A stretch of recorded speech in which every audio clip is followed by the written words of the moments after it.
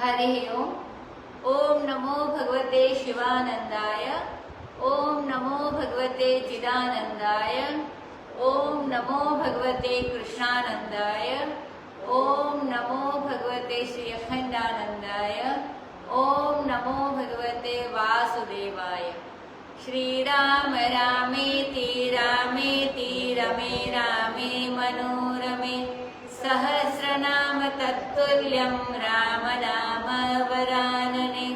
श्रीराम रामेति रामेति रमे रामे मनोरमे सहस्रनाम तत्तुल्यं राम नाम वरानने।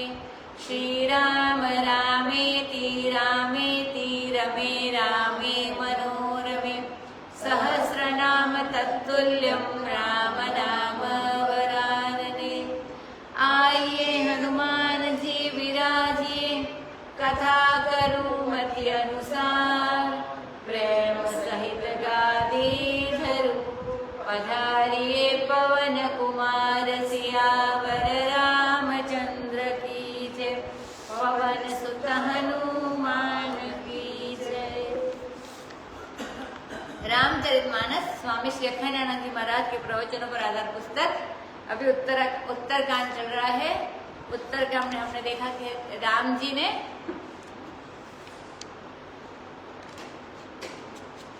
सारी वो सब लोगों को मिले, वहां से सब लोगों को विदा किया जो साथ में आए थे वहां से। तो वो हनुमान जी तो रुके थे वहां पर। बाकी जो किष्किंधा से जो लोग आए थे, सुग्रीव जी, नील, नल, तो सबको विदा किया। बाद में सबको मिले भगवान। और अभी भगवान लीला कर रहे हैं। तो भगवान गए हैं, वन में गए हैं, मतलब अच्छे जगह पर, अच्छे ऊपर में गए। तो वहां पर भगवान को मिलने के लिए सनत और सनत कुमार मिलने आते हैं। तो वहां पे भी सत्संग होता है। तो सनत कुमार भी खुश होते हैं और भगवान भी खुश होते हैं, राम भगवान। और अभी भरत जी ने प्रश्न पूछा है कि संत और असंत के लक्षण क्या है। तो राम भगवान भरत जी को संत और असंत के लक्षण बता रहे। आगे देखते हैं।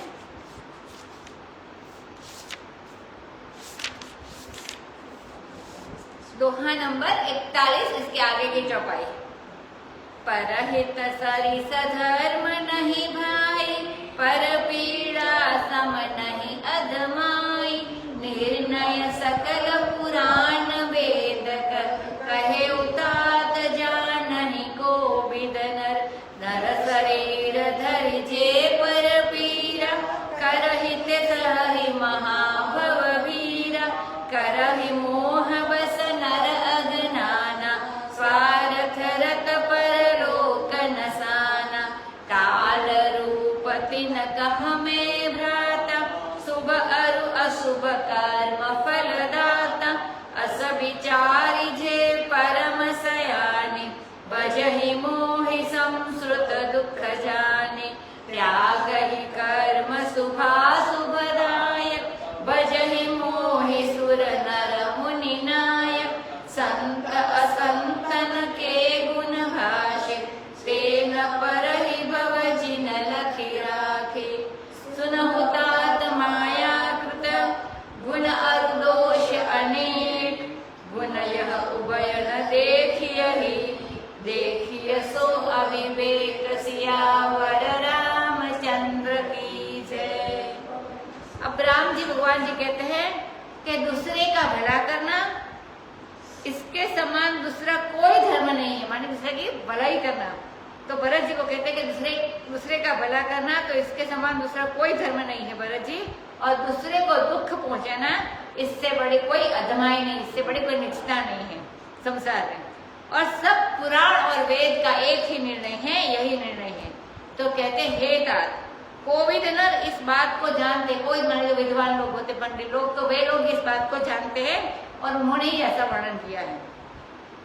जो मनुष्य शरीर धारण करके दूसरों को दुख पहुंचाते हैं, उनको इस संसार में बड़ा भारी कष्ट उठाना पड़ता है। मनुष्य मोह के वश होकर नाना प्रकार के, माने विविध प्रकार के बुरे काम करते हैं, तो स्वार्थ में लगे रहते हैं। तो इसी से इनका परलोक तो नष्ट हो जाता है, मतलब जो ऐसा काम करते हैं। उपनिषद में जहां तक लोक का वर्णन आता है, तो वहां आत्मा के लिए भी लोक शब्द का प्रयोग आता है। माने लोक माने आत्मा, तो लोक नष्ट हो गया माने आत्मा का नष्ट हो गया। तो आत्मा के लिए भी लोक शब्द का प्रयोग आता है। तो कहते अहम अयम आत्मा अयम लोकः, यह आत्मा ही लोक है। तो जो लोक को कष्ट पहुंचावेगा तो फिर उसका लोक नष्ट हो गया, मानी आत्मा नष्ट हो गया। जो लोगों को तकलीफ पहुंचावेगा उसका तो लोक बिल्कुल नष्ट हो गया। तो लोक नष्ट होने का तात्पर्य है अपने आत्मा का नाश हो गया। अरे जिसको तुम मैं और मेरा मानकर बैठे हो उसी का नाश हो गया, मानी जो आत्मा को हम लोग मैं करते तो वो भी उसका नाश हो गया। तो मतलब तुम्हें जो नित्य शुद्ध बुद्ध मुक्त आत्मा का जो ज्ञान है तो वह कहाँ होगा? अगर तुम दूसरों को दुख पहुंचाओगे और वो नष्ट हो जाएगा आत्मा तो फिर वो कहाँ होगा? जब किसी को पराया मानकर उसको दुख दोगे तो ये कहाँ होगा? जब किसी को पराया मानकर उसको दुख पहुंचा रहे हो, पराया मानी ब्रह्म ज्ञान हो जाता है तो सब कुछ वही दिखता है, सब जगह ब्रह्म, यानी सब जगह मैं ही दिखता हूँ, या तो ब्रह्म में सब लोग हम दिखते हैं। तो अगर ये ब्रह्म नष्ट हो गया तो तुम्हें नित्य शुद्ध बुद्ध आत्मा का जो ज्ञान है वो कहाँ होगा? मतलब जब किसी को पराया मानकर उसको दुख दोगे तो क्या होगा? तो जब तुम्हें अपनी पूर्णता का ज्ञान कब होने वाला है? मतलब दूसरे को पराया माने तो पूर्णता का ज्ञान कहाँ होने वाला है? तो तुम अपने आत्मा के ज्ञान से बिल्कुल वंचित हो जाते हो, आपको आत्मा का ज्ञान नहीं मिल सकता है।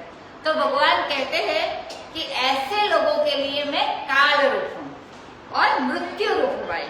तो और वे जो शुभ और अशुभ कर्म करते हैं उसका फल मैं उनको देता हूँ। तो अपने पुण्य कर्म के फल स्वरूप वे सुख पाते हैं और पाप स्वरूप जो फल होते हैं पाप कर्म के फल स्वरूप तो उसको दुख पाते हैं। क्योंकि मैं जगत का नियंता ईश्वर हूँ, भगवान खुद कहते हैं भाई। ऐसा विचार करके जो परम सयाने लोग, परम सयाने लोग जो होते हैं वे संस्कृति को माने संसार को दुख स्वरूप समझते हैं और फिर मेरा भजन करते हैं, तो मुझ में अपना मन लगाते हैं। और ये जो शुभ और अशुभ फलदायक कर्म है, माने जो काम्य कर्म निषिद्ध कर्म, दोनों को छोड़ देते हैं और सूर नर मुनि नायक जो मैं हूँ सो मेरा भजन करते हैं। तो इस तरह से संत और असंत दोनों के लक्षणों का भगवान कहते हैं मैंने वर्णन कर दिया। तो जो लोग इन्हें समझ करके संतों के लक्षण को अपने हृदय में रखते हैं और असंत के लक्षण होते हुए निकाल देते हैं तो उनका फिर संसार में नहीं फंसना पड़ता है। तो मतलब संत के लक्षण को रखना है, असंत को निकाल देना है। सो हे तात तुम सुनो, ये लक्षण ये सब माया के अंदर है, गुण और दोष। तो सबसे बड़ा गुण यह है कि अपने को परब्रह्म परमात्मा जान करके गुण और दोष पर दृष्टि ही नहीं डालना चाहिए। अपने ब्रह्म ने तो गुण और दोष तो दिखेंगे नहीं, तो इसके ऊपर दृष्टि ही नहीं डालना। यह सब अपना स्वरूप है, अथवा तो ये सारा माया का खेल है। जो गुण और दोष है वो माया का खेल है और मिथ्या प्रतिमा माने मिथ्या दिखता है, ऐसा जान लेना। और जो ये दिखता है कि ये सब सच्चा है तो वो अभी अज्ञान है, मानी ऐसे समझना। तो परमात्मा के स्वरूप का अभी तक ज्ञान नहीं हुआ है, ऐसे समझना। श्री मुख बचन सुनत सब भाई, हर्षि प्रेम नर हृदय समाई, करहि विनय अति बारहि बारा, हनुमान ही हर्ष अपारा। पुनि रघुपति निज मंदिर गए, एहि विधि चरित करत नित नाय। बार बार नारद मुनि आवै, चरित पुनित राम के गावै। नित नव चरित देखि मुनि जाहि, ब्रह्मलोक सब कथा कहाहि। सुनि बिरंचि अतिशय सुख मानहि, पुनि पुनि तात करहु गुण गानहि। सनकादिक नारद ही सराहहि, यद्यपि ब्रह्म निरत मुनि आहहि। सुनि गुण गान समाधि विसारी, सादर सुनहि परम अधिकारी।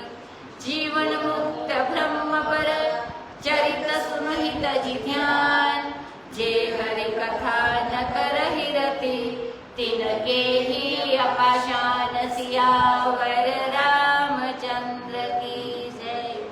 अब भगवान रामचंद्र के श्री मुख से, अपने भगवान के मुख से ये वचन सुन करके जो सब भाई भरत शत्रुघ्न लक्ष्मण वो हर्षित हो गए और उनके प्रेम हृदय में, उनका प्रेम हृदय में समाता नहीं है, बारंबार अति विनय करते हैं। और हनुमान जी भी वहां थे, तो हनुमान जी के हृदय में भी अपार हर्ष हो रहा है और वे भी बारंबार विनय करते हैं। क्योंकि आज तो भगवान के श्री मुख से संत और असंत का लक्षण सुनने को मिला।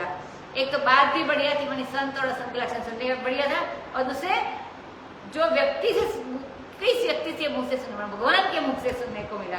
तो वैसी बात, बढ़िया बात किसी के मुंह से सुने तो किसी के भी मुख से सुनो तो अच्छा है, लेकिन तो सुनना भी चाहिए और ग्रहण भी करना चाहिए, जो भी अच्छी बात है। ये शास्त्र का भी यही आदेश है। तो इसके संबंध में कहते हैं कि ननु वक्त्र विशेष निस्पृहया गुण गुह्य वचने विपश्चितः, माने जो विद्वान होते हैं वे वचन में से, माने कोई भी अच्छी बात होती है तो वचन में से गुण ग्रहण कर लेते हैं, और दोष जो होते हैं वो अच्छी बात नहीं होती है, इसको छोड़ देते हैं। हम बोलते हैं ना कि जो अच्छा लगे वो ग्रहण करना है, नहीं अच्छा लगे वो छोड़ देना है, तो दोष छोड़ देते हैं। यह नहीं देखते हैं कि बोलने वाला कौन है, माने जो अच्छा है वो रख लेना चाहिए, लेकिन बोलने वाला भी जब अच्छा मिल जाए तो फिर कहना ही क्या। तो राम जी बोलने के लिए मिल गया तो फिर बहुत अच्छी बात है। तो भगवान श्री राम वक्ता और भरत शत्रुघ्न लक्ष्मण और हनुमान जी श्रोता, तो बारम्बार चारों विनय करते और चारों के हृदय में अपार हर्ष हो रहा है। इसके बाद श्री रघुपति रामचंद्र अपने महल में गए। इस प्रकार वे नित्य नए चरित्र करते रहते हैं। बारम्बार नारद मुनि वहां पर आते हैं और रामचंद्र जी के पुनीत चरित्र का गान करते रहते हैं। नारद जी अयोध्या में आकर रोज नए नए चरित्र देखकर जाते हैं और ब्रह्मलोक पे जाकर ब्रह्मा जी को सुनाते हैं अयोध्या की कथा। तो सुनकर ब्रह्मा जी को भी अतिशय सुख होता है और वो भी कहते हैं कि बेटा नारद, बारंबार तुम रामचंद्र का गुणगान करो। सनकादि जो भी ध्यान में मग्न रहते हैं, सनक वो भी अपने लोक में रहते हैं, तो सनकादि भी जो ध्यान में मग्न रहते हैं ब्रह्मलोक में, वे भी नारद जी की सराहना करते, प्रशंसा करते कि बहुत बढ़िया, तुम अच्छा चरित्र सुनाते हो। तो यद्यपि ये जो सनक आदि है वो तो ब्रह्म निरत है, हमारे ब्रह्म में मग्न है, ब्रह्म में लीन है, तो उनको तो कुछ है नहीं, ज्ञानी है चारों सारे, तो ब्रह्म में निरत है, उनका मन हमेशा ब्रह्म में डूबा रहता है, ब्रह्मरत है। तथापि गुणगान सुनकर उन्होंने समाधि लगाना भी छोड़ दिया, क्योंकि भगवान का चरित्र सुनने को मिल रहा है। तो उन जिनके लिए समाधि और विक्षेप, कुछ दोनों माने विक्षेप होता है, तो जिनके लिए समाधि और विक्षेप दोनों एक हो गया, वे समाधि लगाने का आग्रह क्यों करें? राम जी का चरित्र सुनने को मिलता है, तो वे तो गुणगान श्रवण करते हैं, बड़े आदर से सुनते हैं। असल में वह परम अधिकारी है ये चारों। क्यों? क्योंकि वो निष्काम श्रवण करते, कोई कामना नहीं है कि श्रवण करने से ये मिलेगा इसलिए निष्काम श्रवण करते, ये परम अधिकारी है। तो उनको उस चरित्र से मात्र आनंद ही आनंद होता है, दूसरा कोई लाभ श्रवण करके उनको उठाना नहीं है। तो वे तो ब्रह्मपरायण और जीवन मुक्त है, तो वे ध्यान छोड़कर भी भगवान के चरित्र का श्रवण करते हैं। आत्मा रामाश्च मुनियः निर्ग्रंथा अपि उरुक्रमे कुर्वन्ति भक्ति, माने जो ज्ञानी और मुक्त आत्माएं हैं वे भी भगवान की निष्काम भक्ति करते हैं। एक शरद कुमार जैसे लोग तो जो भगवान की कथा में रति नहीं करते हैं, प्रेम नहीं करते हैं, उनका दिल नहीं पत्थर है। आया ना, जे हरि कथा न करही जे हरि कथा न करही रति तीन के पाषाण, माने उनका हृदय पत्थर जैसा है जो हरि कथा में प्रेम नहीं रखते हैं और जिनके हृदय में रामचंद्र जी के प्रति प्रीति नहीं है।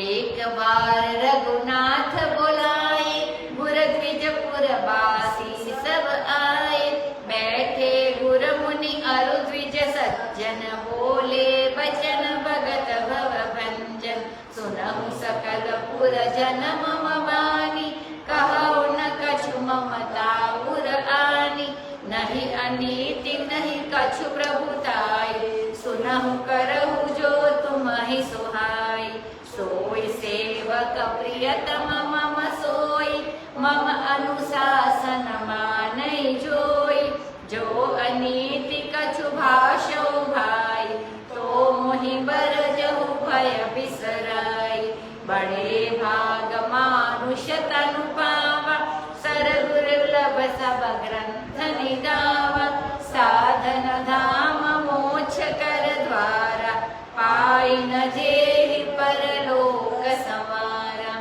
सो परत्र दुख पावई, सिर धुनि धुनि पछिताई, काल ही कर्म ही ईश्वर ही, मिथ्या दोष लगाई, सियावर रामचंद्र की जय।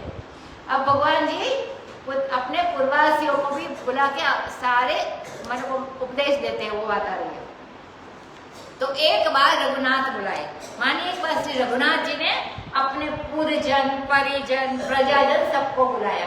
पुरजन माने नगर के जन, परिजन माने जो परिवार के लोग हैं, और प्रजाजन माने जो प्रजा है, तो सबको बुलाया। गुरु जी भी आए, ब्राह्मण भी आए, सज्जन भी आए, सब पूर्ववासी, सब नगरवासी आए, अयोध्यावासी, और गुरु भी आए, मुनि भी आए, द्विज माने ब्राह्मण भी आए, सज्जन भी आए, सबके सब बैठे। तब भक्तों के संसार को मिटाने वाले, संसार माने जन्म मरण का चक्र, तो भगवान भक्त के संसार को मिटाने वाले, तो और ऐसे भोगई को टालने वाले प्रभु ने कहा, क्या कहा? हे पुरजनों। इसमें गुरुजनों का संबोधन नहीं किया। क्यों? क्योंकि उपदेश करने वाले हैं आज भगवान जी नगरजनों को, तो उपदेश बड़े बूढ़ों को नहीं किया जाता, और वो तो गुरु है तो उनका नाम नहीं लिया, सिर्फ पुरजनों किया, नगरजनों किया। तो इसलिए छोटों को उपदेश नहीं किया जाता, मतलब बड़ों, छोटों को उपदेश किया जाता है, बड़ों को नहीं किया जाता है, इसलिए गुरु का नाम नहीं लिया। इसलिए श्री रामचंद्र पुरजनों का संबंध करते हैं, नगरवासी का। कि तुम लोग मेरी वाणी सुनो। क्या कहते हैं? कि तुम लोग मेरी प्रजा हो, सारे लोगों कहते हैं, और मैं तुम्हारा राजा हूं। इस ममता के संबंध से मैं तुम्हें कुछ हुक्म नहीं दे रहा हूं, उपदेश नहीं कर रहा हूं, मतलब ऐसा है इसके लिए नहीं। तो रामचंद्र भगवान तो छोटे भाइयों से भी कभी हुक्म दे के बात नहीं करते, कभी भी बात करते तो बड़े प्रेम से मुस्कुरा कर बात करते हैं, और पहले बोलते थे। ऐसा नहीं कि भाई बोले तभी हमें बोले, छोटे भाई थे कभी पहले जो भी कहे तो शुरुआत में बात करते अपने आप भी बोलते थे। ये नहीं कि भाई बुलावे तब बोले, तो अपने आप ही बात शुरू कर देते हैं, और कहते थे कि तुमको हम याद दिलाते हैं, माने तुमको पता तो है जो भी मैं कुछ कहना चाहता हूँ, तो सिर्फ इसको याद दिलाता हूँ, तो उसको किसी को छोटापन नहीं महसूस कराते हैं, क्योंकि तुमको तो पहले से ही मालूम है। ऐसा नहीं कि तुम लोगों को जो बात मालूम नहीं है वह मैं उपदेश देकर मैं तुम लोगों को बता रहा हूँ, तो ऐसा भगवान कभी नहीं कहते। तो रामचंद्र भगवान ऐसा नहीं बोलते, तो बोलते कि कहते हैं कि तुमसे बहुत थोड़े लोग समझेंगे जो भी मैं कहता हूँ, ऐसी भी बात नहीं कहते, और बड़ी गूढ़ बात कहता हूँ ऐसा भी नहीं कहते। तो वे तो कहते बात तो तुम लोगों को मालूम है, लेकिन मैं याद दिलाता हूँ। तो यह बोलने में कोई अनिति की बात तो नहीं है, और मैं अपना राजा बना या सम्राट बना नहीं दिखाता हूँ कि कोई ना तो तुम्हें कोई हुक्म देखता हूँ। यह हुक्म हो कोई कि हमारी बात सुन लो, अगर तुमको अच्छी लगे तो करना, और ना अच्छी लगे तो मत करना, तो यह कोई बंधन की बात नहीं। ऐसे राम जी भगवान की बात करते।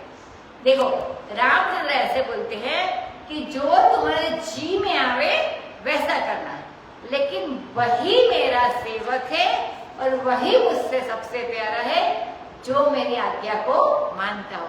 सीधा तो नहीं कहते, लेकिन ऐसा कहते हैं कि तुमको जो पसंद आए वो करना, लेकिन जो मेरा सेवक है और जो मैं सबसे प्यारा है और मेरी आज्ञा मानते हैं वो मुझे सबसे प्यारा है। यदि कोई मेरी बड़ी भारी पूजा करे लेकिन मेरा अनुशासन न माने, वह न तो मेरा सेवक है न तो मेरा प्रिय है, न तो मेरा प्रियतम है। तो यह कोई अनुचित बात भी नहीं है, क्योंकि सबको अपना आज्ञा पालन होता है, वही अच्छा लगता है। हम कोई छोटे बच्चे को भी ऐसा अच्छा लगता है कि कोई अपनी माने, तो ये तो राजा है। फिर कहते हैं यदि तुम में से किसी को कोई बात अनुचित मालूम पड़े, मतलब जो कह रहे हैं इसमें, यदि तुम में से किसी को कोई बात अनुचित मालूम पड़े तो वह निर्भय होकर मुझे रोके बीच में से, मैं बुरा नहीं मानूंगा। वह न डरे कि मैं राजा की बात काट रहा हूँ, ऐसा डरे नहीं, तो जो भी है वो मुझे बता दे। क्योंकि सभा में जाकर अनुचित बोलने वाला जितना पापी होता है, न बोलने वाला भी उससे कम पापी नहीं होता। माने अगर कुछ गलत बोलते तो वो भी बोलना चाहिए। तो कहते हैं कि अब्रुवन विब्रुवन वापी नरो भवति किल्बिषि, माने कोई नहीं बोलता है या कोई गलत बोलता है, मतलब दोनों दोषी तो होते हैं। अगर ना बोले तो भी दोषी है, मतलब कहने वाली बात है और ना बोले तो वो भी दोषी होता है। माने यह मौका चुकने लायक नहीं, अगर बोलने का अवसर प्राप्त हो तो बार बार, मतलब राम जी कहते हैं कि शरीर जो मिला है, अभी उपदेश शुरू होता है, माने यह मौका चुकने लायक नहीं है, क्योंकि बार बार ये शरीर नहीं मिलता है, मनुष्य का शरीर। पशु पक्षी तो प्रकृति परवश है। आज से लाखों साल पहले जैसे पशु पक्षी रहते थे, आज भी वैसे ही रहते हैं ना। न उन्हें घर बनाना आया, न कपड़ा बुनना आया, न तो मनुष्य की तरह इत्र बनाना आया या तो कुछ सुगंधित पदार्थ की जरूरत है, न सर्दी मिटाने के लिए टाप लगाना आया, मतलब कुछ नहीं आया इसको। तो लेकिन ये जो मनुष्य शरीर प्राप्त हुआ है वो सुर दुर्लभ है, मतलब देवताओं को भी दुर्लभ है। नित्य नए आविष्कार, माने नई नई शोध मनुष्य ही कर सकता है। अभी तो ये टेक्नोलॉजी में तो ये अब तो कितनी सारी आविष्कार हो रहे हैं, तो नित्य नए आविष्कार भी मनुष्य ही कर सकता है। और सुर दुर्लभ, देवताओं को भी दुर्लभ ये मनुष्य शरीर आपको प्राप्त हुआ है, क्योंकि देवता का जो शरीर होता है इसको भोग शरीर कहते हैं, मतलब वो भोग शरीर है, इसमें कर्म का सामर्थ्य नहीं है, मानी भोग से पुण्य क्षीण होता जाता है, वो नया कर्म नहीं कर सकते हैं जो देवता लोग होते हैं वो, तो वो नया पुण्य कर्म नहीं कर सकते, मतलब नया पुण्य कमा भी नहीं सकते, तो मतलब जो भी पुण्य है वो खर्च कर सकते हैं। तो मनुष्य देह से ही कर्म हो सकता है, अगर मनुष्य देह में ही कर्म कर तो पुण्य की प्राप्ति हो सकती है और पुण्य पैदा हो सकता है। इसीलिए इस शरीर को साधन धाम कहा गया है। इसी देह से साधन चतुष्टय संपादन करके, साधन चतुष्टय माने वो विवेक वैराग्य से संपदा और मोक्ष, तो इसी देह से साधन चतुष्टय संपादन करके ब्रह्म जिज्ञासा से मोक्ष भी संभव है। माने मनुष्य शरीर जो देवताओं को भी नहीं मिलता है वो हमको मिला है, तो राम भगवान कह रहे हैं कि ये आप मौका नहीं चुकना चाहिए, मतलब ये सब कुछ साधन करके मोक्ष पाना चाहिए। एक तो लोक है जो इंद्रियों के अनुभव में आता है, मतलब ये लोक है जिसमें सारी चीज हम देख सकते हैं इंद्रियों से, मतलब इंद्रियों के अनुभव में आता है। और दूसरा एक परलोक है जो इंद्रियों के अनुभव, इंद्रियों से अनुभव में नहीं आता है परलोक। ये भीतर है, अध्यात्म है, अपना आप है, मतलब अंदर जो है वो अपने आप जो भी पता चलता है, तो उसको संवारना भी अपने दिल को संवारना जैसा ही है। तो कहते हैं कि रक्षत रक्षक कोशानाम अपि कोशम हृदयम यस्मिन् सुरक्षिते सर्वम सुरक्षित स्यात्। मानी बचाओ बचाओ भाई, रक्षा करो, रक्षित रक्षित भाई, रक्षा करो किसकी? तो अपने हृदय की, माने दिल की, क्योंकि वो कोश भाई खजाना है, यह खजानों का भी खजाना है। अगर यह सुरक्षित रहा, मतलब ये आत्मा हृदय, तो सारी दुनिया सुरक्षित रहेगी। तो अपने हृदय की रक्षा करो, राम जी कहते हैं।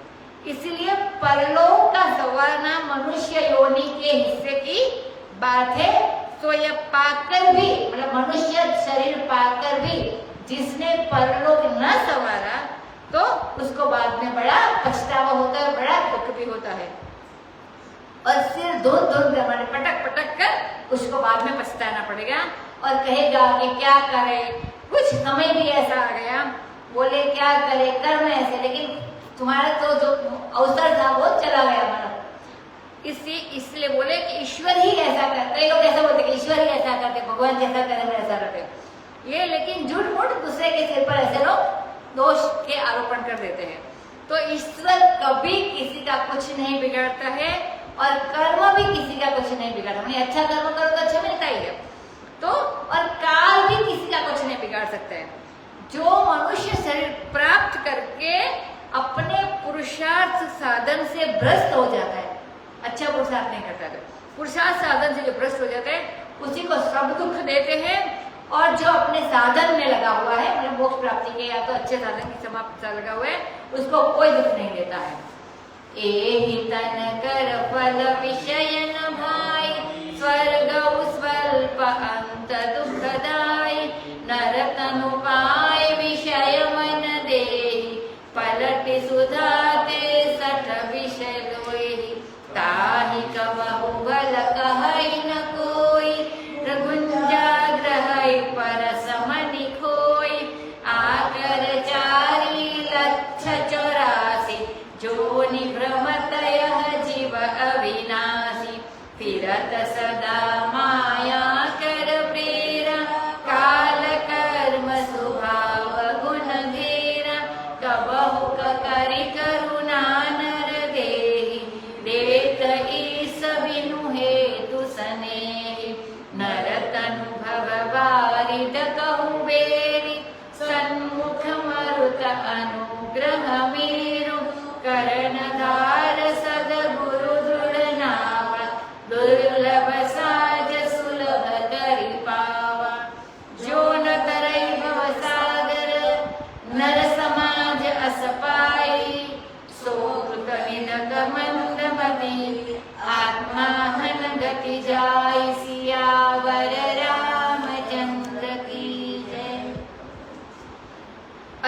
भगवान कहते हैं भाइयों, इस शरीर की प्राप्ति का फल विषय भोग नहीं है, माने यह जीवन विषय भोग के लिए प्राप्त नहीं हुआ है। और यह कहो कि इस लोक में नहीं तो परलोक में भोग प्राप्त करे। तो स्वर्ग भी मतलब ऐसा होता है कि यहीं तो अच्छा करेंगे तो परलोक, तो कहते हैं कि स्वर्ग भी एक छोटा सा देश है और थोड़े दिनों के लिए मिलता है स्वर्ग भी, और वहां भी विषय बड़े छोटे छोटे हैं, इसलिए स्वर्ग भी स्वल्प है, माने अल्प है, छोटा है। और अंत में वहां से भी जब पुण्य कर्म पूरे होते हैं तो गिरकर आना पड़ता है, तो वहीं से भी गिरना पड़ता है और वह भी बड़ा दुखदायी है। तो जो लोग मनुष्य शरीर प्राप्त करके विषय भोग में अपना मन लगाते हैं, उनको मिली तो थी सुधा, माने मिला तो था अमृत, लेकिन वे अपनी शठता के कारण, अपनी मूर्खता के कारण उसके बदले, सुधा के बदले विष ले रहे हैं। मतलब वो जो भगवान ने जिसके लिए भेजा था वो नहीं ले रहे, तो दिया था तो भगवान ने अमृत, लेकिन इसके बदले हम लोग विष ले रहे हैं, जहर ले रहे हैं। तो उन्हें संसार में कोई कभी भला नहीं कह सकता। कैसे? जो पारस मणि को फेंक दे और गुंजा को उठा ले, तो पारस मणि को फेंक देते तो कोई अच्छा नहीं कह सकता संसार में, तो ऐसे भी लोग होते हैं। कहते कि आकर 4,84,000, देखो यह 84 लाख में 4 प्रकार की योनि में बहुत बार आ चुका है, उद्बीज, अंडज, जरायुज और स्वेदज। उद्बीज माने जमीन को फोड़ करके फाड़ करके जो वनस्पति पैदा होती है तो उसको उद्भिद बोलते हैं। अंडज माने जो मछली, सांप जो अंडे में से, पक्षी होते हैं अंडे में से होने वाले। जरायुज माने गर्भ से होने वाले, और स्वेदज माने पसीने से उत्पन्न होने वाले जीव, कीड़ा जो जंतु होते हो। तो कहते हैं कि यह 1,84,000 में 4 प्रकार की योनियों में उद्बीज, अंडज, जरायुज और स्वेदज, ये 4 प्रकार की खानी है प्राणियों की। 84 लाख इनके भेद है, योनियां हैं। उनमें यह अविनाशी आत्मा अपने को परिच्छिन्न संसारी, मतलब जो भिन्न अभिन्न नहीं है वैसा परिच्छिन्न संसारी, कर्ता भोक्ता ब्रह्मवश मानकर भटक रहे हैं। हम लोग अपने को कर्ता मानकर, अपने को भोक्ता मानकर, हमको अपने को परिच्छिन्न मान लेते हैं, मतलब इसके साथ एक नहीं मानते, तो ऐसे हम लोग भटक रहे हैं। सो माया की प्रेरणा से काल, कर्म और स्वभाव के गुणों से घिरा हुआ यह जीव एक से दूसरे, दूसरे से तीसरे, तीसरे चौथी योनि में भटकता रहता है, क्योंकि कर्म नहीं करते, एकता नहीं पाते, तो फिर ऐसे योनि में जाना पड़ता है। अगर भगवान के साथ एकता हो जाती है, मतलब परमात्मा के साथ, तो फिर ऐसा नहीं आता है और जन्म मरण का चक्र नहीं चलता है। तो कभी भगवान बड़ी करुणा करके, मतलब ये योनियों में जाते जाते कभी भगवान बड़ी करुणा करके, राम भगवान बहुत करुणा वाले हैं और मतलब परमात्मा, तो करके इसको मनुष्य का शरीर देते हैं, वो जो अविनाशी आत्मा उसको क्यों देते हैं? बिना हेतु, मात्र स्नेह से। प्रभु बिना किसी हेतु के बिना किसी कारण के करुणा करते हैं, कोई कारण नहीं होता है, मात्र स्नेह के कारण। कि कुछ भेद पूजा लेकर, मतलब हमको मनुष्य शरीर दिया तो भगवान को कुछ हमसे भेद पूजा की अपेक्षा नहीं करते, कुछ भेद पूजा लेकर, कुछ जप तप साधन के द्वारा करते हैं, ऐसी बात नहीं है। भगवान अपने आप करुणा करके आत्मा को मनुष्य शरीर देते हैं, अपने स्वभाव से ही वो कारण, स्वभाव से बिना कारण करुणा करते हैं और करुणा करके वे आत्मा को मनुष्य शरीर देते हैं। यह मनुष्य शरीर संसार सागर पार करने के लिए बेड़ा है। बेड़ा है मानी जहाज है, नाव है, तरापा जिसको बोलते हैं। तो ये जो मनुष्य शरीर है वही इस योनि में ही आत्मा ये संसार का सागर पार कर सकता है, तो ये एक साधन है। तो भगवान का अनुग्रह शरीर साधन है, और भगवान का अनुग्रह माने भगवान की जो कृपा है वो क्या है? अनुकूल वायु है। अगर हम जहाज में बैठे और अनुकूल वायु है तभी हम सच्ची दिशा में जा सकते हैं, तो गिर सकता है जहाज। तो शरीर बेड़ा है माने जहाज है, साधन है। भगवान की जो कृपा है, अनुग्रह कृपा, वो अनुकूल वायु है, और इसमें जो सद्गुरु मिलते हैं हमको वो कर्णधार है, माने वो जो नाविक होता है वो है कि नाव का मुंह उधर मोड़े इधर मोड़े, माने सच्ची दिशा में ले जाता है। तो शरीर जो साधन है वो जहाज है, भगवान ने हमको दिया है। भगवान की जो कृपा है हमारे ऊपर वो अनुकूल वायु है, माने तभी जाके हम अच्छी दिशा में जा सकते हैं। और जो सद्गुरु हमको मिलते हैं ऐसे, वो हमारे कर्णधार, सूत्रधार है हमारी नाव के, तो नाव को अच्छी तरह से खोल के सही दिशा में ले जा सकते हैं। और यह बड़ी दुर्लभ घड़ी, मतलब ये जो दुर्लभ था, मुश्किल है, वो बड़ी सुगम हो गई, क्योंकि हमको भगवान का अनुग्रह मिला और सद्गुरु भी मिले। तो ये जो दुर्लभ चीज थी वो बड़ी सुगम हो गई इस जीवन में। तो ऐसा साधो सामान मानी ऐसी सामग्री प्राप्त करके जो मनुष्य भवसागर से पार जाने का प्रयास नहीं करता, वह कृतज्ञ है भगवान के प्रति। हमको कृतज्ञ होना चाहिए, लेकिन अगर हम ऐसा नहीं करते हैं तो ऐसे मनुष्य कृतज्ञ है जो उपकार पर उपकार करते हैं, तो वह कृतज्ञ है भगवान के प्रति। तो भगवान ने तो यह मनुष्य शरीर दिया, कृपा भी की, लेकिन वह उनके लिए हुए जो साधन था उसका लाभ नहीं उठाता है, वो मंदमती है। आत्मघाती की उनको गति मिलती है। तो कहते कि आत्मघाती को जो गति मिलती है, कहते असूर्य नाम के लोका अंधेन तमसावृता तांस्ते प्रेत्याभिगच्छन्ति ये आत्महनो जना। तो कहते हैं कि वे लोग असुरों के हैं, ऐसे लोग के और घोर अंधकार में ढके हुए हैं। जो कोई भी अपनी आत्मा का हनन करता है, माने अंधकार में रहता है, आत्मा को नहीं जानता है, तो वे मृत्यु के बाद उन्हीं दुखों को प्राप्त करता है, अगर वो आत्मा को नहीं जानता है, तो मतलब जो दुखों को ही प्राप्त करता है। तो असूर्य नाम ते लोका अंधेन तमसावृता तांस्ते प्रेत्याभिगच्छन्ति ये आत्महनो जनाहा। उसको वह आत्मघाती की गति प्राप्त करते हैं। भगवान ने इतना मौका दिया, कृपा की, गुरु हमको तो गुरु भी भेजे हैं। जो परलोक इहा सुख चहु सुनि मम बचन हृदय दृढ़ गहु सुलभ सुखद मार्ग यह भाई भगति मोरि पुराण श्रुति गाई। ज्ञान अगम प्रत्यूह अनेका साधन कठिन नमन गमहु टेका करत कष्ट बहु पावै को भक्तिहीन मोहि प्रिय नहीं सो। भक्ति सुतंत्र सकल सुख खानी बिनु सतसंग न पावहि प्राणी। पुण्य पुंज बिनु मिलई न संता सतसंगति संस्कृति कर अंता। पुण्य एक जग महु नहीं दूजा मन क्रम बचन विप्रपद पूजा। सानुकूल ते परमुनि देवा जो तजि कपटु करई द्विज सेवा। और एक गुपुत मत सबई कहु कर जोरी शंकर भजन बिना नर भगति न पावै मोरि। सियावर रामचंद्र की जय। भगवान जी कहते हैं कि यदि परलोक में और इस लोक में सुख चाहते हो तो मेरी बात सुनकर अपने हृदय में दृढ़ता के साथ इस बात को ग्रहण करो। कितना सीधा सीधा मैसेज देते हैं ना राम भगवान, ऐसा पहली बार सुनते हैं। यह मार्ग सरल है, सुलभ है, सुखद है, सुख देने वाला है। और वह मार्ग क्या है? भगवान कहते हैं मेरी भक्ति। माने अब तक तो भगवान मनुष्य रूप में आए तो वैसे ही कहते हैं, लेकिन अभी अपने आप को भगवान जाहिर कर दिया, क्योंकि कहते कि मेरी भक्ति करो। मानिए अपने आप को भगवान जाहिर कर दिया भगवान ने। तो कहते कि यदि परलोक में और इस लोक में सुख चाहते हो तो मेरी बात सुनकर और अपने हृदय में दृढ़ता के साथ ये ग्रहण करो। यह मार्ग सरल है, सुलभ भी है और सुखद भी है। और वह मार्ग क्या है? तो भगवान राम कहते हैं मेरी भक्ति। वेद और पुराणों में इसका गान किया गया है। यह ईश्वर की मान्यता हुई और ज्ञान अधिकारी को मिलता है। तब तो मतलब अधिकारी हो, ज्ञान अधिकारी को मिलता है, लेकिन भक्ति के लिए कोई अधिकारी को नहीं चाहिए, भक्त तो अपने आप करता है। तो आगे बोलते हैं ज्ञान अधिकारी को मिलता है, तब वो जीवन मुक्ति का सुख देता है।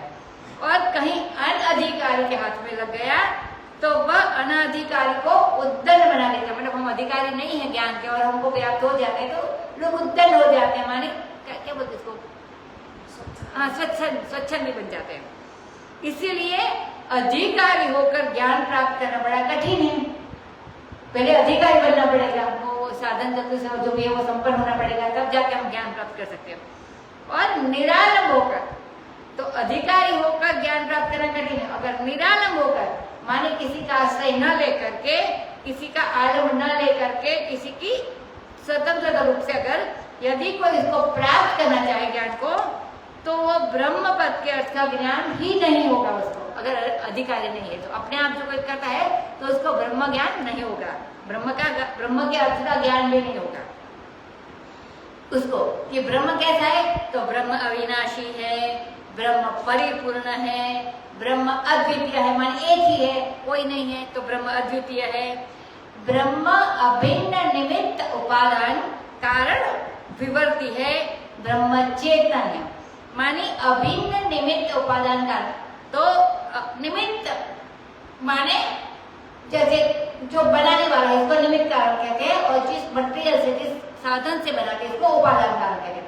माने भगवान ही अपने मटेरियल से हमको ये संसार बनाता है। जैसे कुंभार होता है और माटी होती है, तो कुंभार को निमित्त कारण कहते हैं, और जो माटी होती है उसको उपादान कारण कहते हैं, माने वो उसके वो घड़ा बनाता है। वैसे ये भगवान और अभिन्न माने इसके सिवाय ऐसा दूसरा कोई है ही नहीं, अभिन्न माने भगवान ही ये सृष्टि रह सकता है। तो भगवान माने ब्रह्म, तो ब्रह्म अभिन्न निमित्त उपादान कारण है और विवर्ती है, माने वास्तव में वो परिवर्तित नहीं होता है, लेकिन वो माया के सहयोग से परिवर्तित होता है, तो वो विवर्ती है।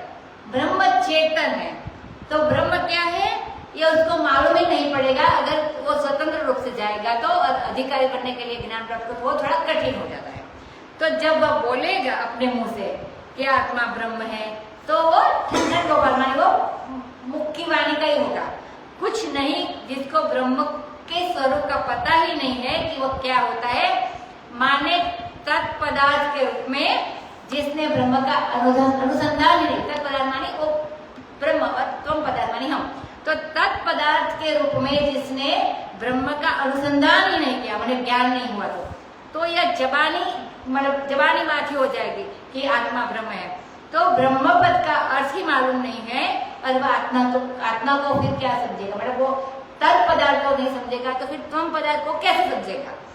तो पहले अविनाशी कैसे काल से अपरिच्छिन्न होता है, परिपूर्ण कैसे देश से अपरिच्छिन्न होता है, अपरिच्छिन्न मतलब जो अविभाज्य वो एक ही होता है, और सर्वोपादान सर्व का उपादान कैसे अद्वितीय होता है, और वह कैसे विवर्ती होता है, मतलब परिवर्तित नहीं होने वाला, और वह सर्वज्ञ चेतन कैसे होता है, चिन्मात्र वस्तु कैसी होती है, मतलब ये सब पहले ईश्वर का अनुसंधान करके मालूम कर रहे, मतलब ज्ञान की उसे, और जाने हुई चीज को कहे कि यह आत्मा ब्रह्म है, तब उसको ब्रह्म ज्ञान हो, मतलब वो पहले जानना पड़े, मात्र ये आत्मा ब्रह्म में ब्रह्म हो गया तो ऐसे बोलने से नहीं होता, ये सारी चीजें हमको पहले जाननी पड़ेगी, ज्ञान होगा तभी होगा, तब जाके वो ईश्वर का अनुसंधान करके मालूम कर ले और जानी हुई चीज को कहे कि आत्मा ब्रह्म है, तब उसको ब्रह्म ज्ञान हुए। नहीं तो ये 5 चीज को पहले ही मना कर दिया कि पहले भी आया था कि ईश्वर को मत मानो,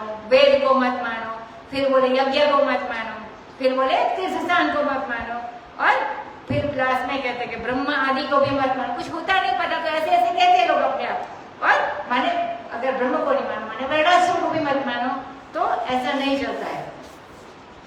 तो माने यह बात 5 बात पहले ही कह दी, ईश्वर, वेद, यज्ञ, वर्णाश्रम और तीर्थ, वो आदि को हम मानते ही नहीं, तो फिर ईश्वर का ज्ञान कहाँ से होगा, वो तो बेसिक है। तो आत्मा ये नहीं जानता है तो फिर आत्मा को ब्रह्म कैसे जानेगा, वह जानेगा भी तो यही जानेगा कि आत्मा अणु रूप से और पृथक रूप से स्वतंत्र, बस इतना जानेगा। उसको स्वातंत्र का ज्ञान हो सकता है, लेकिन उसी ब्रह्मता का ज्ञान बिल्कुल नहीं होगा कि ब्रह्म क्या है। इसीलिए बोले कि इसमें अनेक विघ्न है अधिकारी बन के ज्ञान प्राप्त करने में। तो मतलब भक्ति की बात बताते हैं, आदमी वेदांत के मार्ग को छोड़कर भटक जाता है और नास्तिक मार्ग को स्वीकार करने, क्योंकि कठिनाई आती है तो फिर वो मानता है ही नहीं, ऐसा बोलने लगता है, तो फिर वो नास्तिक मार्ग को स्वीकार लेता है। माने तो साधन जो है श्रवण, मनन और निधिध्यासन वो बड़ा अनोखा है, विचित्र है, और मन में दृढ़ता हो इस साधन में, मतलब नक्की क्या कि मैं करूंगा, तब जाके ज्ञान होता है। जो 3 साधन, मनन, श्रवण, मनन और निधिध्यासन, ये साधन है। यदि कोई कष्ट करके भी इस साधन करके पा ले, मतलब इस साधन को पा ले, मतलब प्राप्त कर ले, फिर भी यदि उसमें आत्मरति मानी आत्मा में लीनता और भगवत रति मतलब आत्मा में प्रेम और भगवत में प्रेम की एकता न हो तो जीवन मुक्ति के लक्षण सुख से, विलक्षण सुख से, मेरी प्रियता से माने भगवान को प्रिय हो ऐसी बात से वह वंचित रह जाएगा। अगर ऐसा का होगा तो माने भगवान के प्रति रति भी करनी है, माने भक्ति भी आएगी इसमें तो, और आत्मा में भी रति करनी है और ज्ञान भी होगा, तब जाके ये भगवान के प्रेम को और भगवान जीवन मुक्ति के विलक्षण सुख को वो पा सकता है। ये ज्ञान की बात बताई। अब भगवान जी भक्ति की बात करते हैं। राम भगवान कहते हैं और ये भक्ति स्वतंत्र है और सकल गुण खानी है, और ज्ञान स्वतंत्र नहीं है, ज्ञान वस्तु तंत्र है। तो वस्तु तंत्र और स्वतंत्रता के भेद बताते हैं। तो जिस चीज को हम चाहे वैसा करें, चाहे कि ना करें, चाहे छोड़ दे, चाहे बदल दे, उसको बोलते हैं स्वतंत्रता। मानी अपने आप मर्जी से भक्ति करे, इसमें हो सकता है। तो भक्ति स्वतंत्र है और ज्ञान वस्तु तंत्र है। और मतलब स्वतंत्रता में कर्ता होता है वो, जो करने वाला वो स्वतंत्र होता है। अपना जो भजन आए आज ऐसे गाया, कल हमने दूसरे राह से, तो मतलब उसमें भक्ति भगवान स्वतंत्र करता स्वतंत्र है। और वस्तु तंत्र में जैसी जो चीज है उस चीज को वैसे ही जानना, अपनी नहीं चलाना इसमें। तो वस्तु तंत्र में जैसी जो चीज है वैसे ही वो चीज को जानना, मतलब ये मुख है तो मुख ही है, फिर इसके पन्ने इधर उधर नहीं। तो ये जैसी जो चीज है वैसा ही जानना। उसमें यह नहीं कि हम जाने या न जाने और जानकर हम इसको बदल दे, ऐसा भी नहीं चलता है। वैसा का वैसा कर दे, वो बात मतलब सब नहीं चलती है। मतलब जो जैसा है वैसा ही समझना पड़ेगा। इसीलिए ये साधना जीव को कैसे करनी चाहिए, तो बोले ये सुख की खानी है मानी भक्ति, तो वह कैसे मिलेगी। तो कहते हैं कि अब बिना सत्संग के वो भक्ति नहीं मिल सकती है। तो आया ना बीच में, बिनु सत्संग न पावहि प्राणी। तो प्राणी को जब यह वस्तु मिलेगी तो मात्र सत्संग से मिलेगी। और जिसका हृदय शुद्ध नहीं होगा पुण्य पुंज से, उसको संत की प्राप्ति नहीं होगी। तो सत्संग करने के लिए संत चाहिए, और सत्संग के लिए हमें संत प्राप्त करने के लिए हमें पुण्यशाली बनना पड़ेगा, हृदय शुद्ध करना पड़ेगा, तब जाके हमको संत मिलेंगे। तो उसके मतलब दुष्ट यदि संत के पास जाएंगे तो वो उनमें भी दुष्टता का ही आरोप कर देंगे, मतलब जो होगा वो ऐसा कर देंगे। अगर संत के पास कामी लोग जाएंगे तो ये भी कामी है, लोभी जाएंगे तो कहेंगे ये भी लोभी है, और हमारे शरीर तो है, तो ऐसे लोग कहेंगे मानी हमको तो हृदय में चित्त में शुद्धि लानी है। और क्रोधी अगर जाएंगे इनके पास तो कहेंगे हमारे शरीर के क्रोधी है। अब तो स्वामी जी कहते हैं एक बिहारी ने लिखा है कि हमारे गांव में एक नई बहू आई, तो गांव में मशहूर हुआ कि ये बड़ी सुंदर है। तो गांव की सारी स्त्रियां उसके मुंह को देखने गई। तो पुराने जमाने की बात है, तो बहू के मुंह पर घूंघट लगा था। तो घूंघट हटाकर जब उसका मुंह देखे तो उसके शीशा सरीखे कपोल मानी गाल चमचमते हुए देखे, मतलब अच्छी थी पड़ी तो चमचमकते देखे।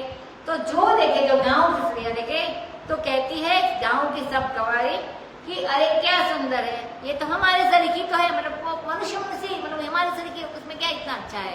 तो मतलब जो संत के पास जैसे जैसे लग जाए वो हमारे शरीर की मानेंगे, ऐसी बात है। तो वैसे ही ये मूर्ख लोग सबको अपने शरीर का ही सबको समझते, माने अगर चित्त शुद्धि है तो हम संत को संत जान सकते हैं, अगर चित्त शुद्धि नहीं हुई है तो हम पहचान नहीं सकते हैं। तो मतलब ये उनके अंदर समता होती है। तो संत की प्राप्ति बिना पुण्य पुंज के नहीं होती है। और सत्संगति संस्कृति का अंत कर देना, संस्कृति मानी ये संसार। तो संत की संगति ये संसार को अंत कर देने वाली है और भवबंधन से, जन्म और मृत्यु के चक्र से मिटाने वाली है। तो हम लोग तो संत की संगति में है ही। कहते हैं कि जगत में एक ही पुण्य है, दूसरा कोई पुण्य नहीं है। और वो क्या है? मन से, कर्म से, वचन से ब्राह्मण चरण की पूजा। तो वो एक पुण्य है, दूसरा कोई पुण्य नहीं है, ऐसा राम भगवान कहते हैं। तो जो कपट छोड़ करके विद्वान ब्राह्मण की सेवा करता है, मुनि और देवता उसके अनुकूल हो जाते हैं।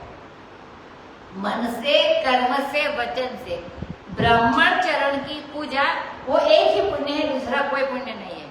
और जो कपट छोड़ के विद्वान ब्राह्मण की सेवा करते हैं तो मुनि और देवता लोग भी उसके जो सेवा करते हैं उसके अनुकूल हो जाते हैं।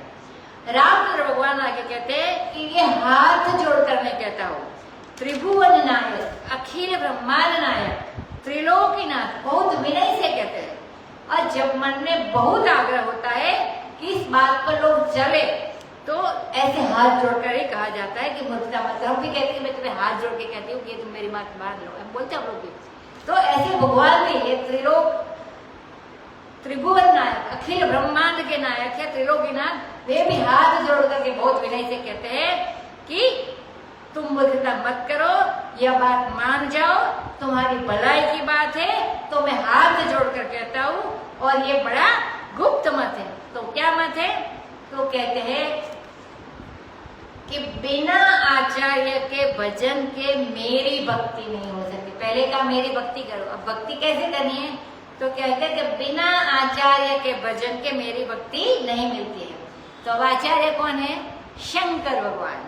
तो शिव जगत गुरु है, जैसे कृष्ण मंदिर जगत गुरु है, शिव भी जगत गुरु है। वे विश्वास रूप है, श्रद्धा विश्वास रूपेण। तो ये श्रद्धा और विश्वास रूप है शंकर भगवान। तो इनका भजन किए बिना मेरी भक्ति मनुष्य को नहीं मिल सकती है, ऐसा राम भगवान कहते हैं। शिव सेवा कर कल सुत सोई, अविरल भगति राम कर होई। तो कहते हैं कि जिस पर शिव जी की सेवा करने का फल क्या है कि राम जी की अविरल भक्ति प्राप्त होती है। और जहाँ पर कृपा न करे ऊपर, जिसके ऊपर पूरा शिव जी कृपा नहीं कर सकते हैं उसको मुनि की मतलब भक्ति भगवान, इसको जिस पर भगवान जी कृपा नहीं करते हैं वह भगवान राम और भगवान विष्णु की प्राप्ति नहीं कर सकते, उनको भगवान की भक्ति नहीं मिल सकती है।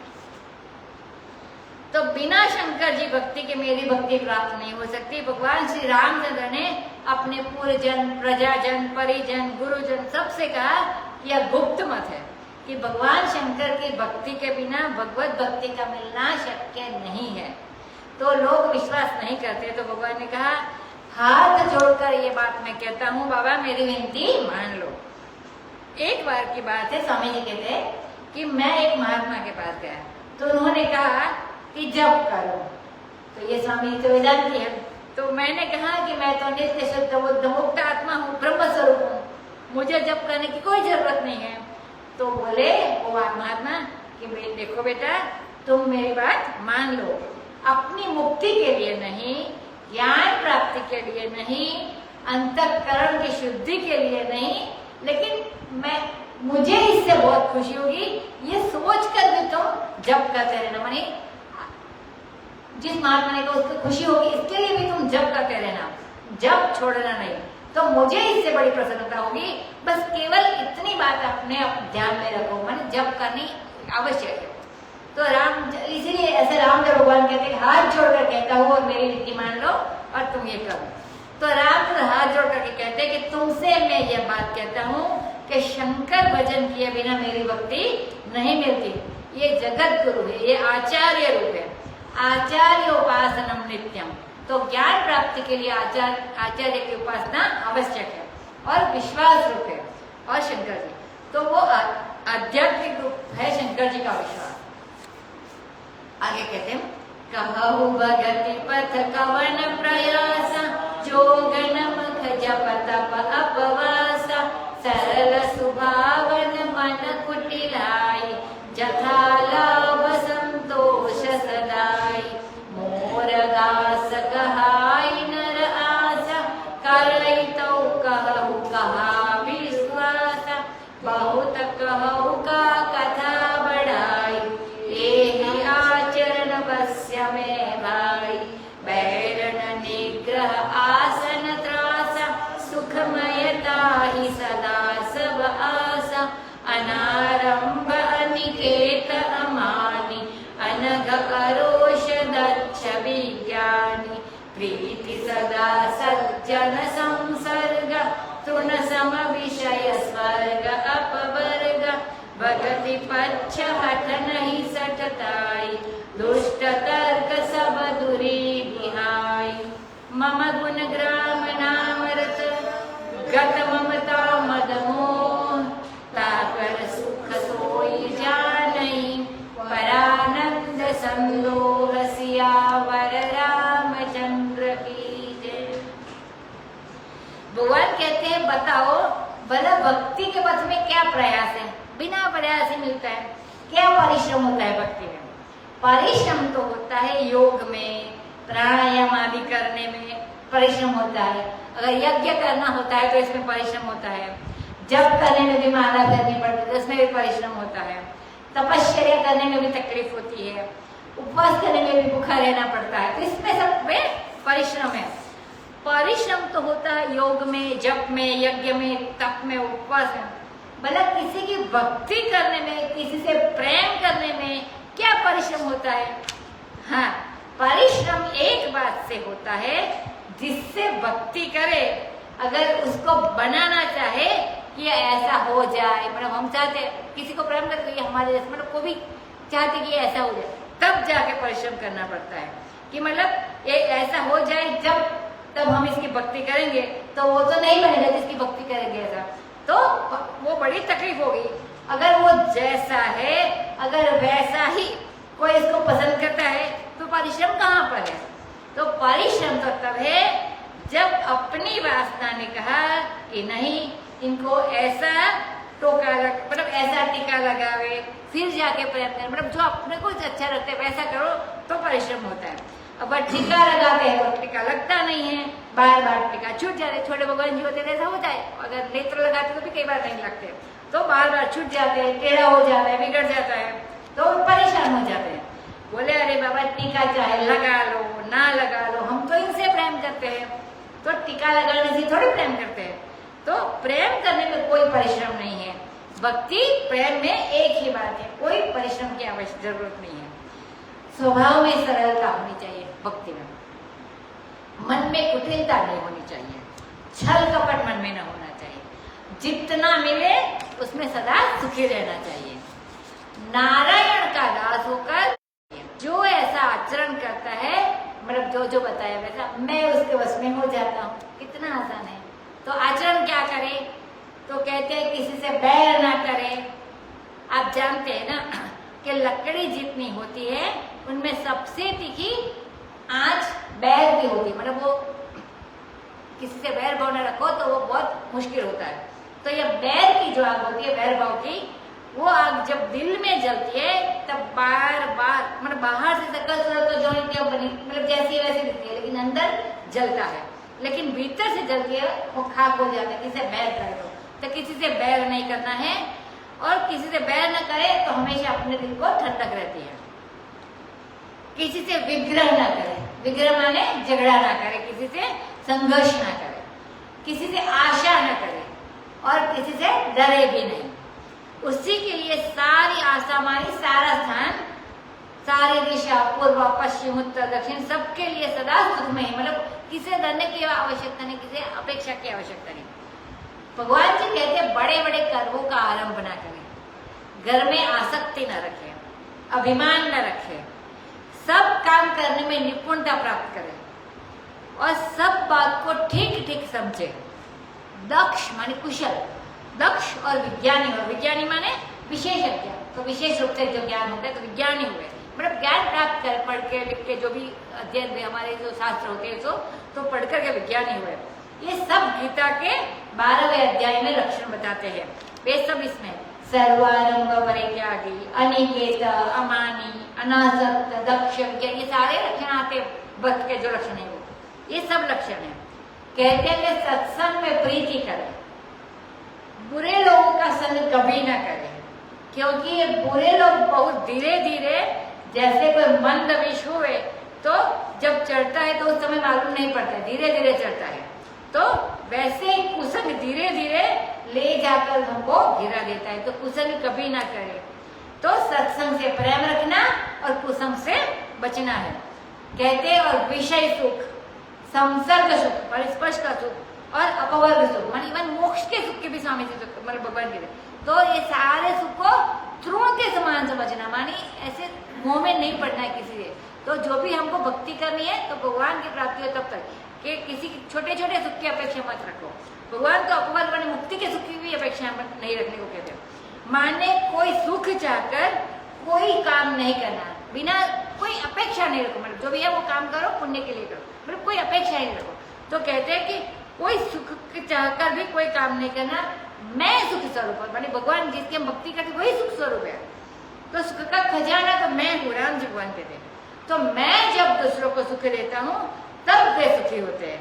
तो हमारे सुख की जो फुहारे करके मानी जो फुहारा होता है दुनिया में, इसी से दुनिया सुखी होती है। मतलब भगवान सुख देना चाहते तभी सुख होता है। यह नहीं समझना कि हम सुख के भीख मांगे, माने वहां आवश्यकता नहीं मैं सुख की भीख मांगे भगवान से, भगवान देते ही है सुख। यह समझना कि हम सुख के खजाने, जब ज्ञान होता है तब तो हम एक हो जाते, ब्रह्म ही हो जाते, तो फिर हम खुद सुख के खजाने बन जाते हैं। तो हमारे हृदय में भगवान का प्रेम और हम स्वयं परमात्मा के स्वरूप है। तो और हम सुख के लिए दर दर भीख मांगते फिरे, मतलब इतने बड़े हम धनवान हैं, भगवान खुद हमारे दिल में रहते, भगवान के प्रति हमारा प्रेम है, हम खुद परमात्मा के स्वरूप है, तो फिर हम क्यों भीख मांगे। तो ऐसा समझना ही नहीं, अपने अंदर कभी भी हीन भाव, हिंसा का भाव नहीं आने देना है।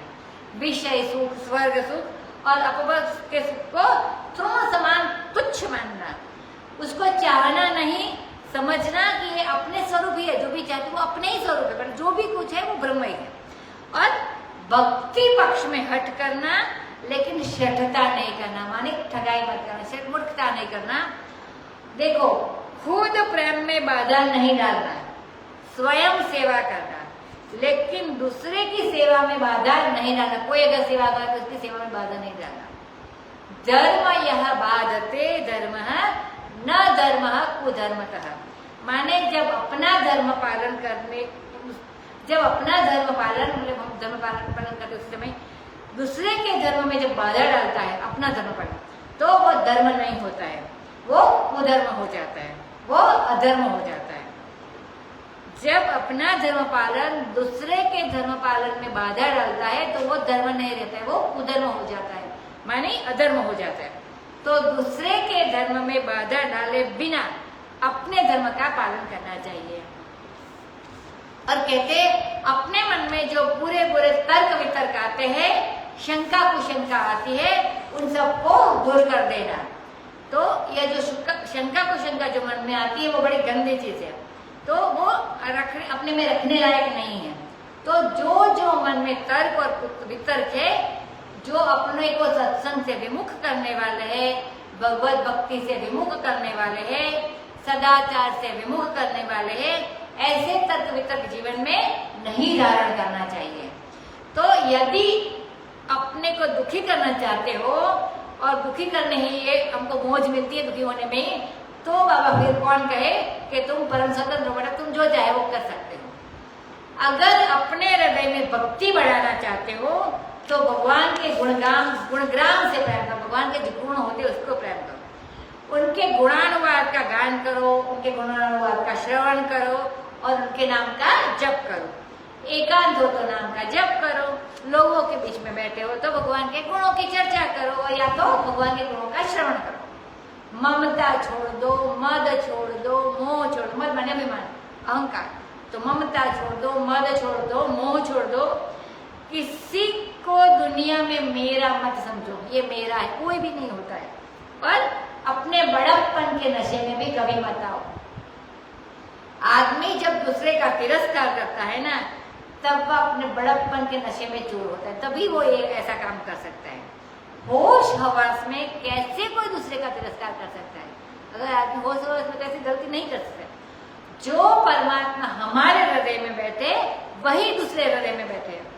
दूसरे को हम गाली कैसे बोल सकते? माने परमात्मा को गाली बोली ऐसा लगा जाता है, या तो परमात्मा को गाली देना हुआ, क्योंकि जो हमारे हृदय वही दूसरे के हृदय में। तो कभी ये मद भी मत करना, ऐसा भी मत करना।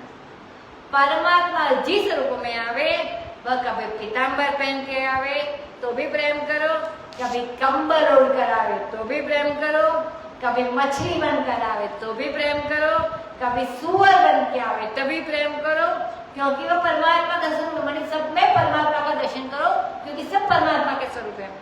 और मछली का तो शिकार करने लग जाए और कछुओं को ढेला फेंक, मतलब पत्थर मारने लग जाए, और सुअर को गंदा गंदा कहकर थूक दे, तो ऐसा नहीं करना चाहिए क्योंकि सब भगवान के रूप है, ऐसे मेरा मोह मत करो, तो ऐसा ही करना चाहिए। तो बोले कि बाबा ऐसा जो व्यक्ति है ऐसी अवस्था का सुख नहीं जानता है, मतलब सुख क्या है वो जानता नहीं है, क्योंकि वह स्वयं परमानंद संदोह है। संदोह माने पूरी राशि जो पूरा बहुत समूह जो होता है, माने परमानंद बहुत बड़ा परमानंद है। सुनत सुधा सम वचन राम के, गहे सब निपद कृपा धाम के। जननी जनक गुर बंधु हमारे, कृपा निधान प्राण दे प्यारे। तनु धनु धाम राम हित सब विधि तुम प्रणतार तिहारी। असी सिख तुम बिनु देई न को, मातु पिता स्वारथ रत हो। हेतु रहित जग जुग उपकारी, तुम तुम्हार सेवक असुरारी। स्वार्थ मीत सकल जग माही, सपने हो प्रभु परमारथ नाही। सबके वचन प्रेम रस साने, सुनि रघुनाथ हृदय हर्षाने। निज निज गृह गए आय सुपाई, बरनत प्रभु बत कही सुहाई।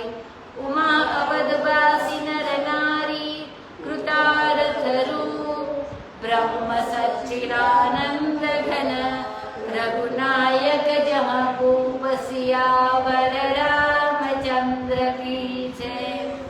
अब रामचंद्र जी के अमृत समान वचन सुन करके सभी पूर्ववासियों ने कृपाधाम राम जी के पांव पकड़ लिए और बोले कि हमारे सब कुछ आप ही हो। जैसे पहले उपदेश किया था भक्ति का, कि भक्ति का स्वरूप क्या है, जैसे एक धागा, दो धागा, तीन धागा, चार धागा बटोर करके उसकी रस्सी बना लेते हैं तो कितनी मजबूत हो जाती है। इसी प्रकार दुनिया में जो बेटे से ममता है, दुनिया में जो बाप से जो ममता है, जो पति से जो ममता है, पत्नी से जो ममता है, तो सब ममता को समेट करके भगवान से सारी ममता को जोड़ दी जाए। तो पिता तो भगवान, पिता तो कहते पिता तो भगवान, भाई तो भी भगवान, पति तो भी भगवान, पुत्र तो भी भगवान, पत्नी तो भी भगवान, जो कुछ है सब भगवान ही भगवान है।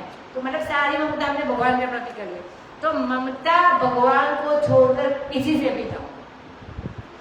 वे कहते हैं, जो सारे पूर्ववासी कहते हैं, हे कृपा निदान, आप ही हमारे जननी है, एक ही संबंध है, आप ही हमारे पिता है, आप ही हमारे गुरु है और आप ही हमारे बंधु है। त्वमेव माता च पिता त्वमेव, त्वमेव बंधुश्च सखा त्वमेव। तो कहते हैं आप हमारे प्राणों से भी प्यारे हैं, हमारे प्राणों से भी प्यारे आत्मा है। प्राण से प्यारे का अर्थ होता है आत्मा। तो प्राण से प्राण करके मन प्राण के भी प्राण आप है, मतलब आप ही हमारी आत्मा है। तो ये जो पांच वसु मुख्य संसार है, ये हमारे आप है, जो पिता माता बंधु सखा जो बोले और प्राण, तो ये पांचों आप ही है। और शरीर हमारा धन और हमारा धाम, हे राम वही भी तुम ही हो, हमारा शरीर भी तुम हो, हमारा धन भी तुम हो, हमारा धाम भी तुम ही हमारे हितकारी हो। तुम ही सब प्रकार से प्रणत आत्मा, माने जो शरण में आने वाले उसके दुख को निवारण करने वाले हो। ऐसी शिक्षा तुम्हारे बिना दूसरा कोई नहीं दे सकता है। क्यों माता पिता तो ऐसी शिक्षा दे सकते हैं? नहीं। तो माता पिता बेटे को इसलिए प्रेम करते हैं कि उनके मन में भी बेटे से कुछ आशा है, स्वार्थ है कि अब हमारे बड़े बूढ़े होने पर ये हमारी सेवा करे, इसलिए ये शिक्षा देते हैं। आपको तो हमसे कोई स्वार्थ नहीं है, आप हमारी सच्ची भलाई का उपदेश करते हैं, क्योंकि भगवान को तो क्या अपेक्षा हो सकती है, वो तो आप बिना किसी हेतु के, बिना किसी प्रयोजन के हमसे तो कोई फायदा उठाना नहीं चाहते। तो और बिना हेतु आप इस जगत में जुग जुग उपकारी है। और हे असुरारी, हम तुम्हारे सेवक है। जगत में जितने भी है वे सब स्वार्थ के मित है, वे स्वप्न में भी परमार्थ को प्रीति करने वाले नहीं है। तो संसार में जितने भी संबंधी है वे स्वप्न में भी कोई परमार्थ का सहायक नहीं है, सब स्वार्थ के सहायक है। अब भगवान ने सुना कि सबके वचन प्रेम रस सारे, माने जैसे पानी में दूध और या तो दूध में आटा गूंथते हैं तो उसको बोलते हैं आटा सानते हैं, तो प्रेम चाशनी में डुबो के। तो ऐसे इन लोगों ने जो प्रेम भरे वचन कहे, जो पूर्ववासियों ने वे प्रेम के रस में सान कर कहे, मैंने बहुत बड़े प्रेम से कहे। तो प्रेम रस की चाशनी में सराबोर करके, मैंने झबोड़ी सराबोर करके इन्होंने अपनी बात कही सारे नगरवासियों ने। यह सुनकर रामचंद्र जी के हृदय में बड़ा भारी हर्ष हुआ। अब आदेश प्राप्त करके सब लोग अपने अपने घर लौट आए और प्रभु ने क्या बात कही थी तो सुंदर बात का आपस में वर्णन करते हैं। अब बताते, मतलब वो तो पूर्ववासी जो आपस में बात करने लगे। अब बताते हैं कि अयोध्या के लोगों की गति क्या हुई।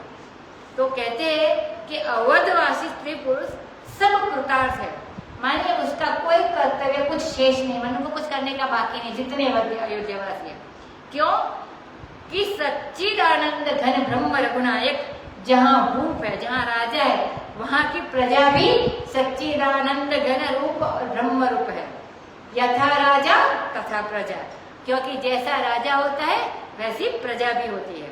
तो राजा धर्मात्मा हो तो प्रजा भी धर्मात्मा होती है, राजा पापी हो तो प्रजा भी पापी होती है, राजा सम हो माने सब में समता देखने वाला हो तो उसकी प्रजा भी सम माने राजम अनुवर्तते, मतलब राजा जैसा करते उसका अनुसरण करने वाली हो। तो यथा राजा तथा प्रजा, जैसा राजा होता है वैसी प्रजा होती है। कहते हैं कि घर का बड़ा आदमी जो मुखिया होता है वो अगर गुस्से वाला हो तो घर के छोटे आदमी भी गुस्से वाले हो जाते हैं। उसको भी खुश, मतलब वो मानते हैं उसको खुश करने का उपाय ही यह है कि वो जैसा है वैसा बने, तब जाके वो बड़ा, मतलब वो खुश होगा, ऐसा वो मानते हैं छोटा लोग। तो राम राज्य की प्रजा भी सच्चिदानंद घन ब्रह्म रूप है।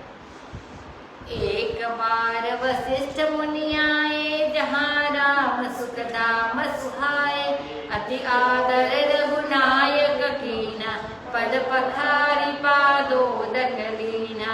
राम सुनहु मुनि कह कर जोरी, कृपा सिंधु बिनते कछु मोरी। देखी देखी आचरण तुम्हारा, होत मोह मम हृदय अपार।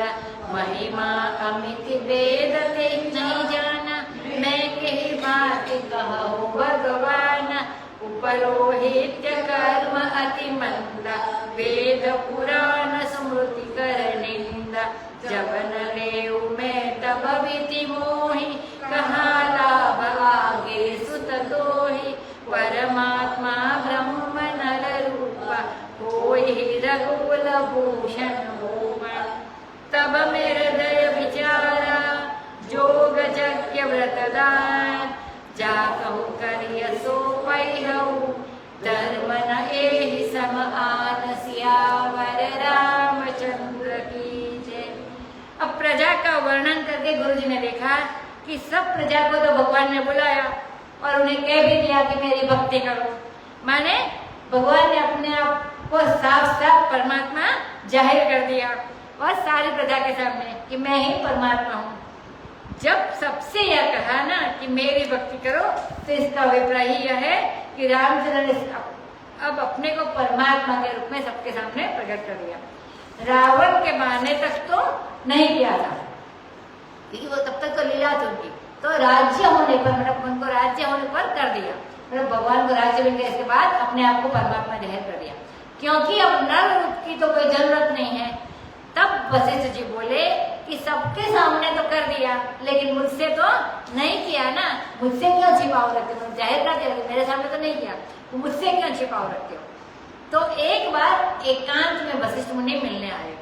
बात यह है कि रामलीला का उपसंहार कर रहे हैं, तो धीरे धीरे सारी प्रजा को भी भगवान ने कृतार्थ कर दिया, मानी कर्तव्य बाकी न रहा, मानी सबका सच्चिदानंद घन ब्रह्मरूप बना दिया।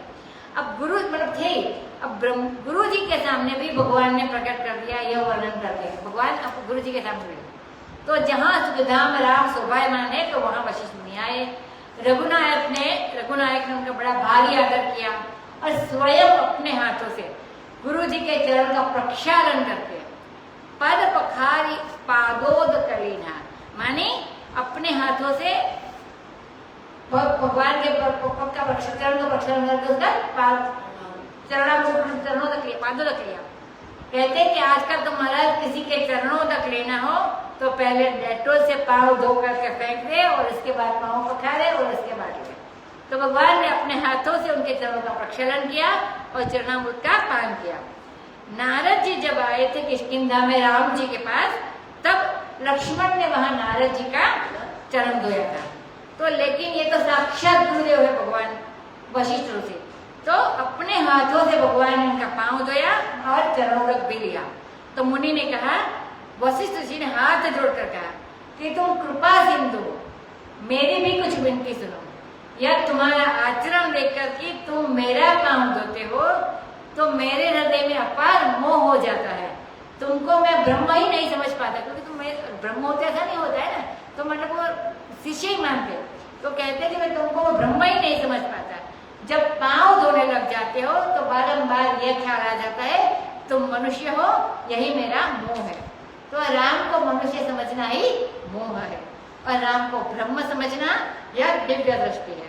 तो कहते कि देखो, जब तुम अपने को ब्रह्म समझने के लिए तैयार हो और राम को ब्रह्म नहीं समझते तो समझो कि तुम्हारा दुर्भाग्य है। तो वशिष्ठ जी ने कहा कि मेरे मन में अपार मोह हो रहा है, तो तुम्हारी महिमा अमित है, उसको तो वेद भी नहीं जानता है। तो हे भगवान, मैं किस प्रकार उसका वर्णन करूं, मेरे मोह का मतलब ये कैसे दूर करूं। तो रामचंद्र जी भगवान ने गुरु जी की ओर देखा तो गुरु जी समझ गए कि जब पुरोहित बने, मतलब हमारे वंश के, तो ऐसा राम की सोच है कि जब पुरोहित बने, वो पुरोहित थे ना, राजपुरोहित थे वशिष्ठ मुनि रघुकुल के, तो कहते हैं जब पुरोहित बने हमारे वंश के और हम मतलब राजा राम जी के यजमान बने, तो हमारे वंश के तुम पुरोहित बने और हम यजमान बने, तो पाँव तो आपको धुलवाना पड़ेगा हमसे, दान दक्षिणा भी लेनी पड़ेगी हमसे, तो पुरोहित का तो सब काम करना पड़ेगा। तो बोले कि मैं जानता था कि अब पुरोहित का, वशिष्ठ मुनि गए तो पुरोहित का काम बड़ा अच्छा नहीं है। क्यों? तो कहते कि पुरोहित का काम बड़ा मंद काम है। यह नहीं समझना कि दुकान पर बैठ के ब्लैक मार्केटिंग करना अच्छा काम है और पुरोहित का मंद है, तो ऐसे नहीं है। तो ऐसा नहीं सोचना कि भ्रष्टाचार और बेईमानी करना काम अच्छा है और पुरोहित का काम अच्छा है, तो ऐसी बात नहीं। तो आगे बता दे। तो एक बार एक भगत सेठ जी ने कहा कि महाराज, आजकल वशिष्ठ शरीर के ब्राह्मण कहाँ पर मिलते हैं कि उनकी पूजा की जाए। तो स्वामी जी कहते, तो मैंने कहा सेठ जी, आजकल राम शरीर के यजमान भी कहाँ मिलते हैं कि मतलब ऐसे गुरु जी के पाँव धोए। तो कहते कि तुम तो बेईमानी से धन कमाओ और सोचते हो कि नारद और वशिष्ठ आकर हमारे घर में पूजा ले जाए, दान ले जाए, तो ऐसा कैसे होगा। तो कहते हैं बाबा, जैसे तुम हो वैसे ही ब्राह्मण भी तुमको मिलेंगे, तो तुम्हें तो तुम्हारे तरीके ही ब्राह्मण मिलेंगे ना। यदि उनकी सेवा पूजा से भी वंचित हो जाओगे दोष दृष्टि कर करके, तो तुम्हारे पास फिर रहेगा क्या। मतलब जो होता है इसका भी स्वीकार करो, तो पाप ही रहेगा, पुण्य तो होगा नहीं तुम्हारे पास। तो यह पुरोहित का बड़ा मंद कर्म है। क्यों? क्यों? वेद पुराण और स्मृति में भी बड़ी निंदा है। तो बड़ी निंदा क्यों है?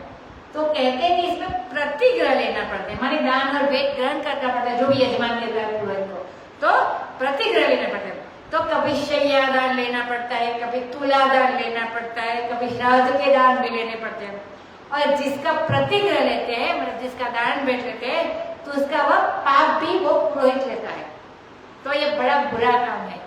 तो वशिष्ठ जी ने कहा बाबा, हमको तो कुछ लेने का लालच नहीं था तुमसे, मतलब पुरोहित। तो लेकिन मैंने, वशिष्ठ जी कहते, मैंने पुरोहित करना बिल्कुल अस्वीकार कर दिया था। तब हमारे पिता ब्रह्मा जी ने कहा कि बेटा, यही पुरोहित तुम स्वीकार कर लो, आगे जाके तुमको बड़ा भारी लाभ होगा। क्योंकि परमात्मा, सबकी आत्मा जो ब्रह्म है, वह मनुष्य के रूप में प्रकट होगा और ये रघुकुल भूषण राजा बनेंगे। तो तुम उनकी पुरोहित करना, तुम उनके पुरोहित बनना। तब वशिष्ठ कहते, तब मैंने हृदय में विचार किया कि जिस भगवान की प्राप्ति के लिए योग, यज्ञ, व्रत, दान किए जाते हैं और पुरोहित करने से भगवान हम यजमान के रूप में मिल जाएंगे, तो इससे बड़ा धर्म और कोई नहीं है। तो आगे शुक्रवार को देखेंगे।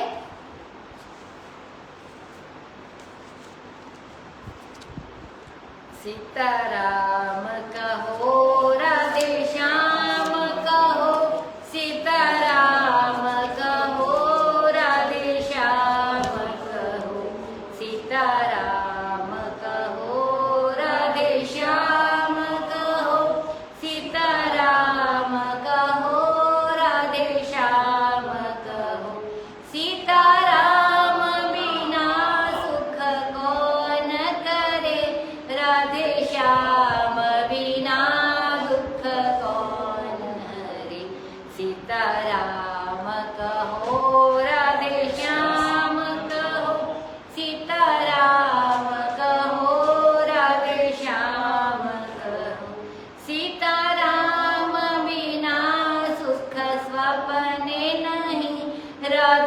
श्याम बिना कोई अपना नहीं। सीताराम कहो राधे श्याम कहो, सीताराम कहो राधे श्याम कहो। सीताराम बिना उद्धार नहीं, राधे श्याम बिना बेड़ा पार नहीं। सीताराम कहो राधे श्याम कहो, सीताराम कहो राधे श्याम कहो। कथा विसर्जन होत है सुनो वीर हनुमान, राम लक्ष्मण जानकी सबका करो कल्याण। सियावर रामचंद्र की जय, पवन सुत हनुमान की जय, उमापति महादेव की जय। बोलो रे भाई सब संतन की जय। ओम त्र्यंबकम यजामहे